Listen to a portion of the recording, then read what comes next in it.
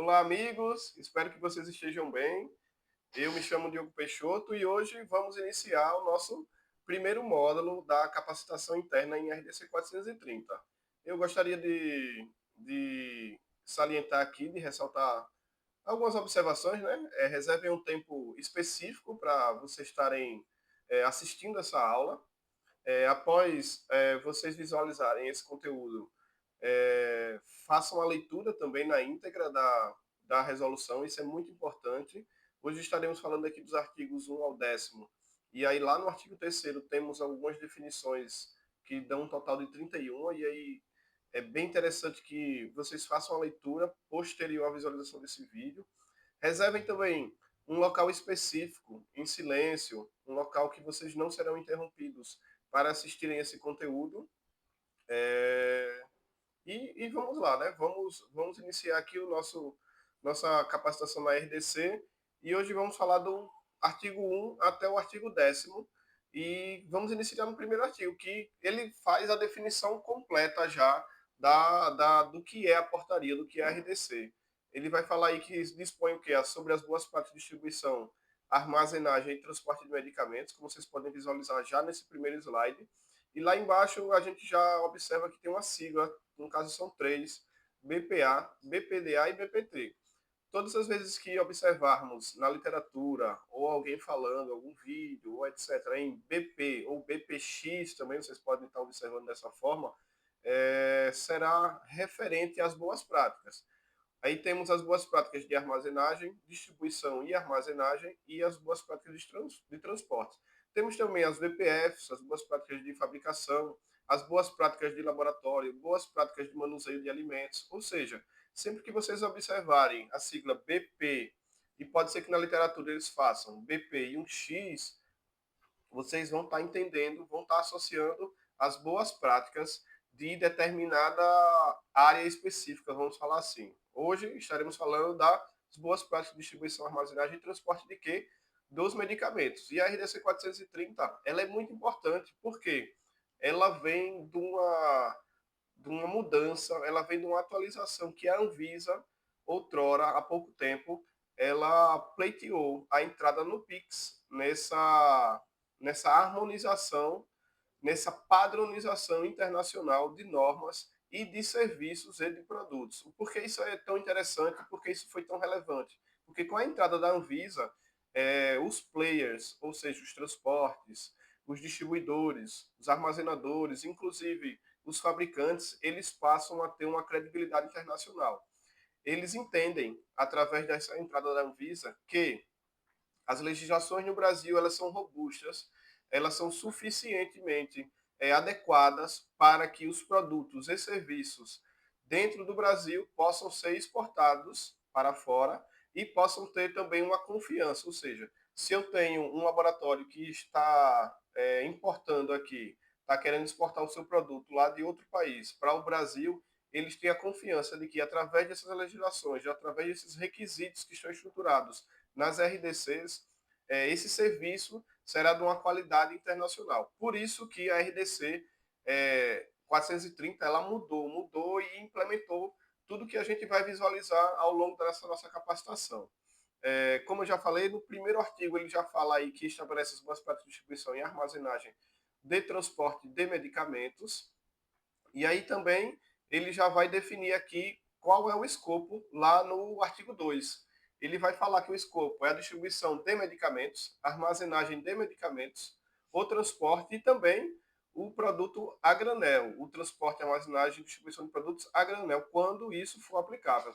Está fora do escopo aí da 430, no nosso lado direito, as matérias-primas, os gases medicinais e rótulos e embalagens. A gente vai falar já aqui no terceiro artigo, que ele vai falar das definições. Novamente, eu não trouxe as 31 definições, porque ia ficar muito longo, ia ficar muito monótono aqui que a gente ia estar falando. Trouxe algumas, no caso são 9, que a gente vai estar abordando aqui, que são mais ou menos as principais. Quando vocês finalizarem a visualização desse conteúdo, vocês pegam a RDC 430, dá uma lida do artigo 1 ao 10º, que é o que a gente vai estar abordando hoje aqui. Posteriormente, a gente vai ter um vídeo aqui falando da seção 2 e um encontro presencial falando da seção 3, que no caso é a própria Sistema de Gestão da Qualidade. E aí a gente tem aqui três definições, que é a armazenagem, a distribuição e o transporte. A armazenagem é a guarda, manuseio e conservação segura dos medicamentos. Inclui também a armazenagem em trânsito temporário. O que seria armazenagem em trânsito? Isso foi uma mudança muito pertinente da 430, porque na legislação anterior não tínhamos essa definição do que era armazenagem em trânsito. E aí vocês vão perguntar, Diogo, quanto tempo é uma armazenagem em trânsito? Não existe um tempo para se definir o que é uma armazenagem em trânsito. Pode ser 8 horas, 24 horas, 48 horas, 72 horas. A armazenagem em trânsito é a guarda temporária daquele produto, daquele medicamento, dentro de um transportador ou operador logístico. Vamos dar um exemplo. Quando o transportador ou operador logístico ele coleta no laboratório, dentro da sede lá do próprio laboratório, ele vai fazer essa coleta e aí ele vai até sua base e vai fazer a descarga desses medicamentos dentro do seu CD. Isso se chama armazenagem em trânsito. Por quê? Eles vão pegar esses produtos que eles coletaram no laboratório, posteriormente eles vão roteirizar esses produtos e aí eles vão estar destinando aí ao Last Mile ou a outra filial que vai estar em cross-dock até chegar no seu destinatário. E aí esse tipo de armazenagem a gente chama de armazenagem em trânsito, porque não é um tempo que eles vão ficar como temos aí na distribuidora. Vamos dar um exemplo agora na distribuidora. A distribuidora recebemos do transportador ou do operador logístico e aí armazenamos ele dentro do nosso CD, em porta-pallets, em estruturas específicas para isso. E aí temos a guarda mesmo, a conservação e a segurança desse medicamento por um prazo maior, podendo até, infelizmente, ele chegar a o seu prazo de validade ser expirado, e aí temos outro processo, que é o processo de descarte dessas medicações, que vamos ver um pouco mais à frente. Mas a diferença da armazenagem para a armazenagem em trânsito é justamente essa. Em trânsito, é temporário. O transportador coleta, o operador logístico coleta, transporta de uma base para outra e aí chega ao destinatário, podendo ser um distribuidor ou podendo ser um armazenador. A distribuição é a logística de estabelecimento, armazenamento e o despacho de cargas. É o que realizamos hoje aqui na Cripel. Nós realizamos a distribuição. Nós recebemos a mercadoria, armazenamos e depois despachamos para quem? Para pessoas jurídicas. E aí ela é muito específica ali embaixo. Ó. Exclui explicitamente o fornecimento direto ao público. Fornecimento direto ao público, ou seja, pessoa física, é o caso de legislações específicas de drogarias. É o que a drogaria faz. Ela vende da drogaria para o paciente, para o cliente. Nós, distribuidoras, realizamos a venda diretamente para pessoas jurídicas. E o transporte é o movimento da mercadoria. A gente pega a mercadoria, nesse mesmo exemplo que eu citei aqui agora, pega do laboratório e transporta até o last mile, ou seja, o last mile é o destinatário, ou a última milha, como falamos em terminologia logística. E é governado por quem? Pelas boas práticas de transporte. Sempre que falarmos em boas práticas, vamos falar de requisitos de um conjunto de ações que estabelecem o que? A qualidade. A qualidade, a gente vai sempre lembrar de qualidade para medicamentos sendo a segurança e eficácia do medicamento. Segurança para o paciente e eficácia para tratar a patologia do paciente. Sempre que lembrarmos de boas práticas do âmbito de medicamentos, vamos falar de um conjunto de ações específicas para minimizar os riscos que possam desencadear uma alteração na conformação do medicamento e aí podendo acarretar numa falta de segurança ou diminuição da eficácia desse produto até o paciente. Temos aí também a tríade aqui, que é a quarentena, o recall e a devolução. Vamos falar aqui da quarentena, que é a retenção temporária de produtos acabados, aguardando decisão sobre liberação, rejeição ou processamento. Isso aí pode ser, ele especifica na legislação, que pode ser um bloqueio físico ou um bloqueio sistêmico qualificado. Quando ele fala qualificado, ele quer dizer que o seu sistema integrado, o seu WMS, né, o seu Warehouse Management System, ele vai estar qualificado ele vai ter sido testado, vamos falar assim, e aí ele vai garantir que aquelas informações são precisas, não são passíveis de alterações, são rastreadas da forma correta. A quarentena também ela vai especificar mais à frente a legislação que precisa de uma área específica dentro do seu armazém, ou do seu armazém de distribuição, ou do seu armazém de armazenagem, ou no próprio operador logístico ou transporte. A quarentena, vamos ter um processo de quando há um problema com um produto, ou com aquela remessa, ou aquela entrega, vamos guardar temporariamente. E aí vamos tomar duas decisões. Ou a gente sana esse problema e ela é absorvida, ou seja, ela é integrada ao nosso estoque físico e vendável, ou não é absorvida e aí ela sofre uma logística reversa, uma recusa por parte do destinatário, quando a gente fala aqui especificamente no âmbito de distribuição. O recall é a retirada imediata, a gente já visualizou aí dentro do próprio site da Anvisa ou dentro do comunicados oficiais do laboratório, que é quando o laboratório ou a Anvisa, nas suas inspeções dentro dos laboratórios, dentro da indústria farmacêutica, ou próprio a indústria farmacêutica visualiza um desvio de qualidade, uma não conformidade no seu processo fabril, e aí ele solicita que todos os players que façam parte, vamos ver aí já no próximo artigo, todos os players que façam parte dessa cadeia logística, dessa cadeia de distribuição de medicamentos, eles façam o recall. O recall nada mais é do que uma observação de um possível desvio de qualidade que vai comprometer essa qualidade desse produto. E aí podendo trazer riscos à saúde. Pode ser que seja comprovado, como já tivemos o caso aí, eu lembro outrora, da ranitidina, que foi o princípio ativo da ranitidina, ela já veio com um problema quando ela veio importada da Índia. Ela já veio com um problema e aí processaram os lotes. Depois, durante os testes de controle de qualidade no princípio ativo da ranitidina, observaram um desvio de qualidade. Opa, tem alguma coisa errada aqui, não está 100% pura, vamos falar assim, ao princípio ativo, e aí vamos recolher os lotes A, B e C. É isso. Quando o laboratório identifica um possível desvio de qualidade no seu produto, ele vai solicitar o recall. E aí não tem escolha. Não é que o distribuidor, a drogaria, ela vai ter escolha. Quando tem um comunicado de recall, é obrigação de todas as partes envolvidas realizarem esse recolhimento e fazerem a logística reversa. A devolução é quando a mercadoria entra, ou seja, vendemos o nosso produto aqui para uma drogaria e aí, por algum motivo, vamos dar um exemplo, encontrei mais barato, o acordo de preço está divergente do que a equipe comercial me vendeu e ele vai fazer uma reentrada. E aí tem uma observaçãozinha, com um documento fiscal, que nada mais é do que a nota fiscal da devolução. Essa é a diferença básica dessa tríadezinho aqui, que é quarentena, recall e devolução. Temos ainda aqui a data de validade, que é junto com o lote.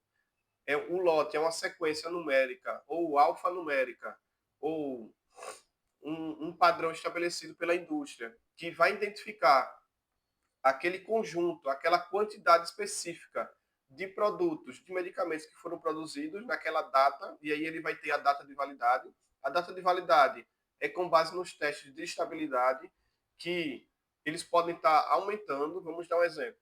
O Cipro, que é o original, ele tem um prazo de validade de 5 anos. Por quê? Porque através dos prazos, dos testes de estabilidade que eles foram fazendo com esse produto, eles detectaram que o prazo de validade do produto, ou seja, do princípio ativo do medicamento que faça efeito, o efeito esperado, o efeito mínimo, a eficácia desse medicamento é de 5 anos. E temos alguns com prazo de validade de 2 anos. É a data máxima do uso com base em testes de estabilidade. E aí vale a gente ressaltar, não é porque tem aquele prazo de validade que não devemos observar os outros requisitos de armazenagem e transporte. Porque tem aí bem grifado, bem letras maiúsculas, é apenas se as condições, se esses requisitos que estão na 430 forem observados e forem respeitados. Se não houver esse respeito, esse olhar crítico nos requisitos, esse prazo de validade ele vai ser comprometido. Vamos dar um exemplo. Se tivermos um armazém com bastante incursão de temperatura, tanto para mais quanto para menos, essa validade, esse medicamento, esse princípio ativo, ele pode sofrer uma alteração na sua conformidade química da sua molécula e aí deixar de ter o efeito esperado. Bate muito sol, muita luz, incidência de luminosidade, isso tudo vai fazer com que tenha alteração na conformação química. É a cadeia do frio, a famosa cadeia do frio que a gente observa quando a 430 foi lançada. A gente observou muita gente falando da cadeia do frio, mas é um processo integrado e contínuo de armazenamento e conservação de quem? Daqueles medicamentos termoláveis. E os medicamentos termoláveis, que é o que está abaixo, são aqueles produtos que precisam de uma armazenagem, de um transporte, de um cuidado, ou seja, de uma temperatura específica, sendo ela abaixo de 8 graus. Quando a gente fala de cadeia do frio, e aí muita gente fica nessa, cadeia do frio, mapeamento térmico. Contudo, a cadeia do frio ela já está muito bem estruturada. Vamos dar um exemplo.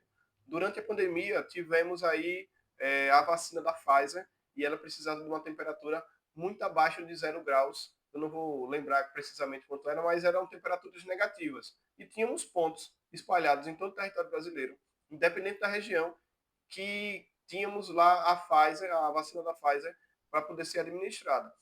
E tínhamos um conjunto, toda essa parte, todo esse espaço já era específico, já era bem equilibrado, já era bem estruturado para mantermos essa temperatura, inclusive a aplicação desses produtos, garantindo essa qualidade. Quando falamos de cadeia do frio, já temos aí um arcabouço, já temos estudos, já temos materiais muito bem robustos sobre essa parte.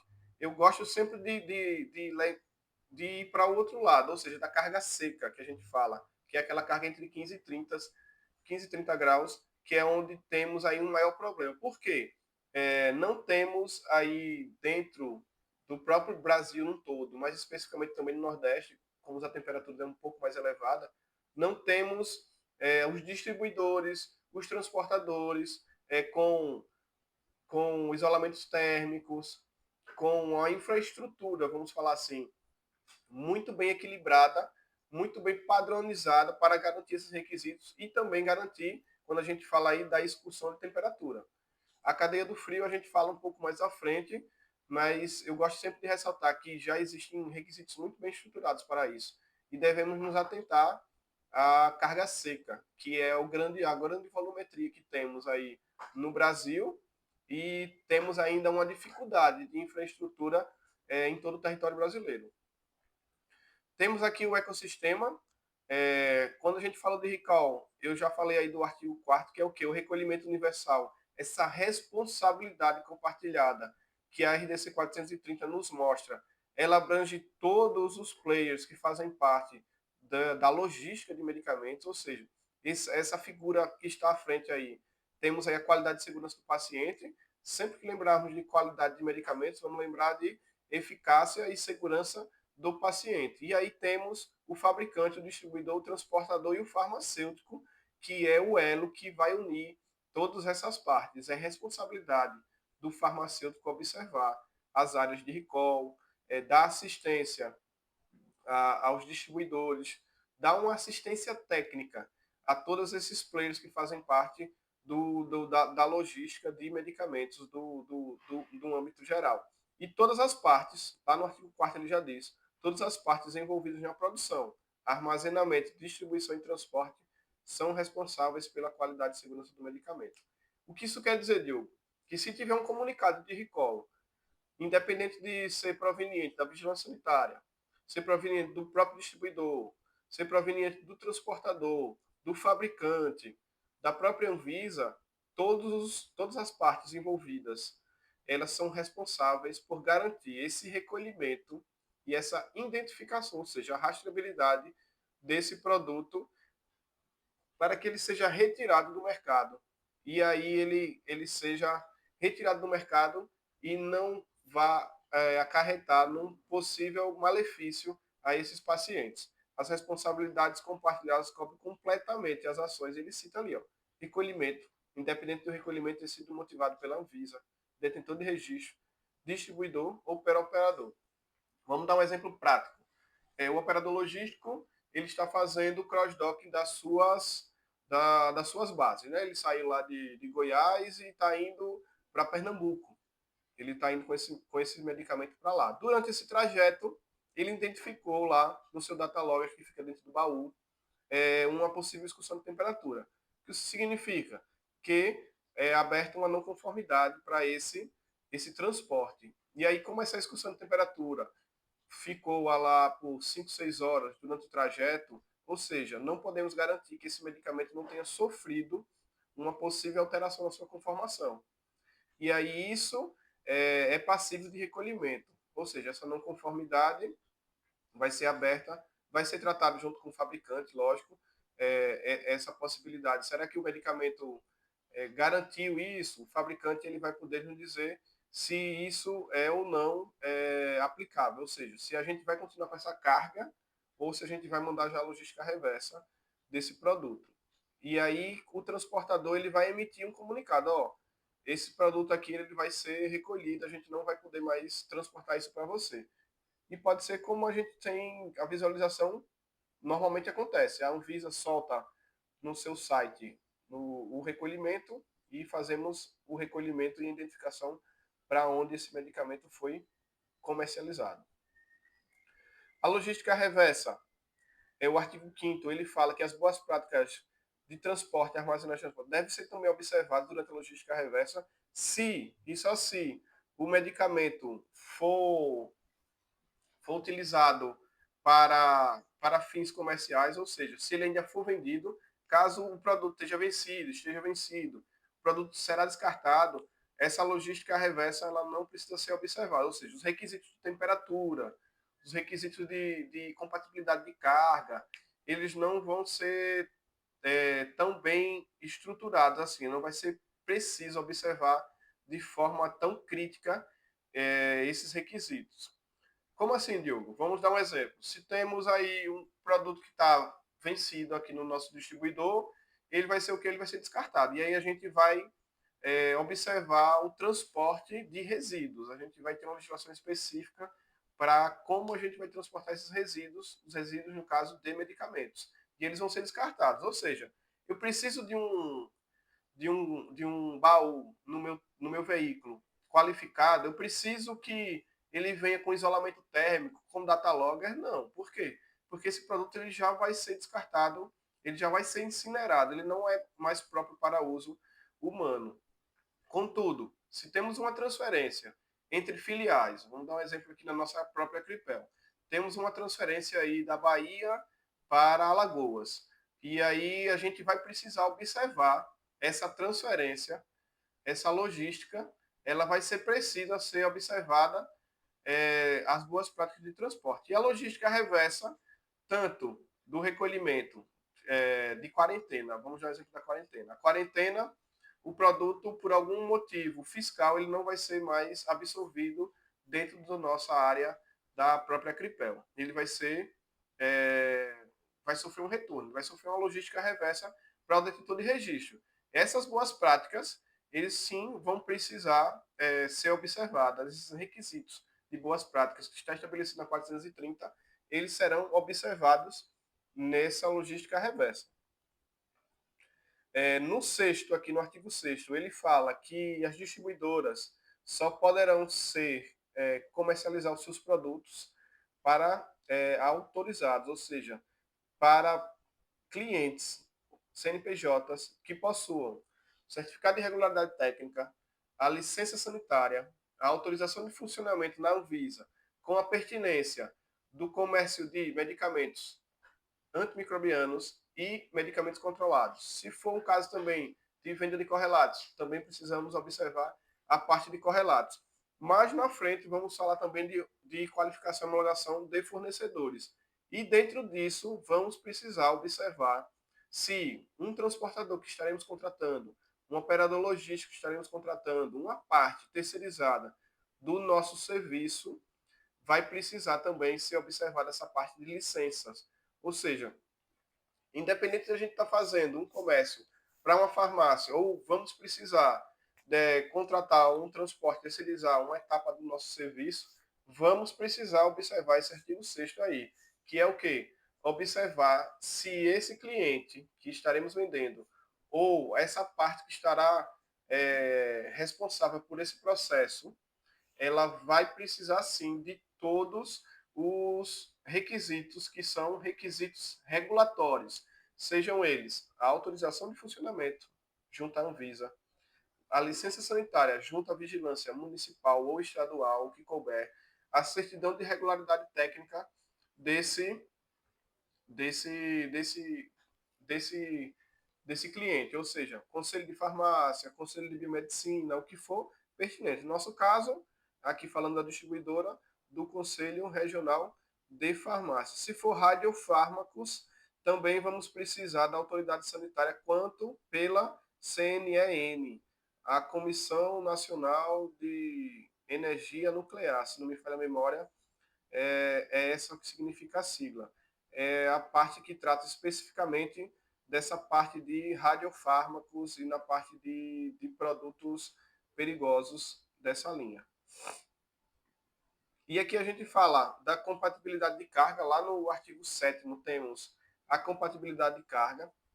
Dentro do operador logístico, quando vamos fazer, ou dentro da própria parte de armazenamento, quando vamos transportar ou armazenar determinados produtos, existe uma tabela de compatibilidade de carga, ou seja, o que pode ou o que não pode para esses produtos.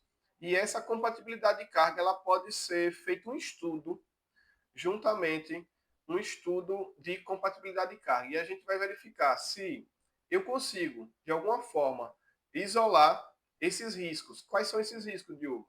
O risco de contaminação cruzada. Se eu conseguir mitigar esses riscos de contaminação cruzada e provar, através de um estudo, de um laudo, que essas ações que eu implementei, eles não vão permitir que essa contaminação cruzada exista, eu posso sim transportar esse produto ou armazenar. Contudo, é bem claro, eu preciso de um estudo de compatibilidade de carga. Caso esse estudo não seja robusto, caso não tenha utilizado técnicas, não tenha analisado de forma correta, a gente vai seguir a linha da compatibilidade de carga na tabela. Eu vou observar o que é que o medicamento nessa tabelinha pode ser transportado, pode ser armazenado, o que não pode. Certo, pessoal? Isso é o que significa no artigo 7. Compatibilidade de carga nada mais é do que a tabela. Eu vou observar se aquele produto pode ser ou não transportado. Se eu quiser transportar ou se eu quiser armazenar, eu posso sim, desde que eu faça um estudo de análise de risco, bem documentado, bem robusto, e aí eu consiga estruturar ações, barreiras, sejam elas física ou sejam elas sistêmica, de que eu não consiga ter essa contaminação cruzada. Vamos falar mais à frente aí, na nossa live, do sistema de gestão da qualidade, que independente de ser transporte, distribuidor, armazenador, eu preciso sim de um sistema de gestão da qualidade. E aí eu coloquei uma tríade aqui, que é o que? Documentar, é o registro das ações, padrão e procedimento. E aí vamos falar lá no sistema de gestão da qualidade do nosso encontro. Riscos, a tríade de riscos, padrões e processos, ou seja, estaremos sempre com base nesse pensamento. Riscos, padrões e processos. Porque através dessa tríade, quando chegarmos na parte de documentar, ou seja, de garantir o POP, garantir os formulários, garantir as instruções técnicas, sempre vamos levar em conta essa tríade: riscos, padrões e processos. Posteriormente, vamos ter a verificação, que aí a própria RDC 430 ela fala da autoinspeção e da auditoria também, ou seja, dentro de um sistema de gestão da qualidade, vamos precisar manter não só a parte documentada, os riscos, os padrões e processos, mas vamos precisar verificar, auditar se o nosso sistema de gestão da qualidade está cumprindo com aquilo que ele foi desenhado. E o que é que ele vai ser sempre desenhado? Ao estabelecimento da qualidade do produto. E aí vamos ter duas coisas. O sistema de gestão da qualidade ele vai englobar toda a estrutura da organização. E ele vai ser, qualidade do medicamento. Minimizar os riscos provenientes para o paciente, ou seja, garantir a eficácia e a segurança desse medicamento. E dois, quando a gente fala em organização de sistema de gestão da qualidade, vamos estar falando da satisfação do nosso cliente, que é a parte interessada fundamental. Fundamental porque, Diogo, porque ele é o que gera lucro suficiente para estabelecermos a engrenagem, como a gente está vendo aqui, esse motor. Esse motor ele vai girar se tivermos esse cliente final, essa parte interessada que gera lucro diretamente à nossa instituição. E temos aí o terceiro, que é a garantia. Garantir que os requisitos específicos sejam atendidos para cada processo que impactam a qualidade do produto. Por isso que eu comecei falando do que? Riscos, padrões e processos. Os riscos vamos observar primeiro quando? Quando estivermos lançando uma nova linha de serviço, quando estivermos implementando um novo processo, quando estivermos expandindo o nosso negócio. A garantia é que esses requisitos, e aí quando a gente fala em requisito da 430, são o que? A qualidade mínima para que eu trabalhe. Dentro desse ambiente de logística e distribuição e armazenagem de medicamentos, a 430 ela vai estabelecer os requisitos mínimos para que eu possa estar atuando nesta área. Por isso que ele fala em garantia. E dentro de um sistema de gestão da qualidade, vamos falar também do ciclo PDCA, que é mais ou menos essa tríade que temos aqui visualmente exemplificada através desse motor e dessas engrenagens. A 430 ela fala também no nono e no décimo, justamente na empresa deve ter um organograma documentado. A empresa precisa estruturar o que cada colaborador estará executando, precisa ser muito bem especificado, precisa ter uma descrição do que aquele cargo, do que aquela pessoa, do que aquela função a gente espera com ela dentro do nosso organograma, dentro da nossa instituição. Por que, Diogo, isso é importante? Porque vamos precisar mapear os riscos que aquela função pode acarretar no nosso sistema de gestão da qualidade, no nosso produto, no nosso serviço, e também para estruturar a parte de capacitação e melhoria contínua dos nossos serviços. E o décimo, ele vai complementar o nono, que é o que? A equipe deve ter um tamanho adequado. E aí a gente pega até uma maneira oportuna, e é por isso que a 430 ela foi tão precisa, tão feliz, vamos falar assim, na estruturação desse produto, desse artigo, porque ele fala o seguinte: precisa ter a equipe precisa ter uma quantidade mínima de pessoas para executar. E essas atribuições para esses cargos não podem ser tão extensas ao ponto de comprometer a qualidade do produto ou do serviço. E a gente está numa linha agora de fazer menos com mais. Mas, contudo, precisamos observar, isso é um requisito, está no artigo 10º, que a equipe deve ser suficiente e não deve ser, essa estrutura não deve ser tão grande ao ponto de comprometer os outros serviços. Eu preciso observar se, será que eu realmente posso estar diminuindo meu corpo de colaboradores, minha matéria-prima, colaborador, como reduzir ao ponto tanto que isso vai comprometer o meu serviço, a minha qualidade do serviço ou qualidade do produto. Isso a RDC 430 foi muito feliz. A gente pode fazer até um link do que está acontecendo no mundo com a inteligência artificial. Muitas empresas, Microsoft, a própria Amazon, etc., elas já emitiram, né, comunicados. Demitimos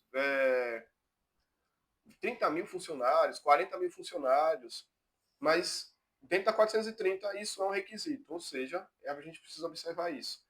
Não posso desligar tanto, não posso ter um quadro tão enxuto a ponto de comprometer a qualidade e segurança do meu produto ou a qualidade do meu serviço. E aqui uma revisãozinha, tá? Dentro do quarto ao sétimo temos a qualidade não termina nas portas do nosso armazém, ela flui continuamente através do transporte, logística reversa e licenciamento rigoroso de parceiros. Do oitavo ao décimo, a qualidade não é uma ideia abstrata, é um sistema de gestão da qualidade documentado e verificável, impulsionando por uma estrutura organizacional clara e capacidade humana equilibrada. E aí, do primeiro ao terceiro, temos a precisão das palavras, que é o quê? A definição, e aí eu recomendo, leiam as 31 definições que estão presentes no artigo 3º, e no primeiro e no segundo vamos estar estabelecendo o que são as boas práticas e para quem elas são aplicáveis. Isso é o que tínhamos para para falar hoje com vocês. Espero que vocês tenham conseguido absorver. Estamos sempre disponíveis aqui para tirar dúvidas. Vejam, essa parte aqui, ela é mais teoria, não tem como a gente fugir tanto. Eu tentei dar alguns exemplos práticos de como isso se aplica no dia a dia. Estaremos tendo mais um encontro gravado e, posteriormente, teremos aquele encontro ao vivo. No sistema de gestão da qualidade, vamos sim trazer bastante coisa prática, bastante framework para estruturarmos um raciocínio mais tangível, mais compreensível, vamos falar assim, de forma prática. É isso. Vou estar deixando aqui abaixo um exercíciozinho para vocês estarem realizando. Ao final do vídeo, aí vocês respondem esse exercício. E até o próximo encontro. Espero que vocês tenham gostado desse nosso primeiro encontro. Até mais. Abraço.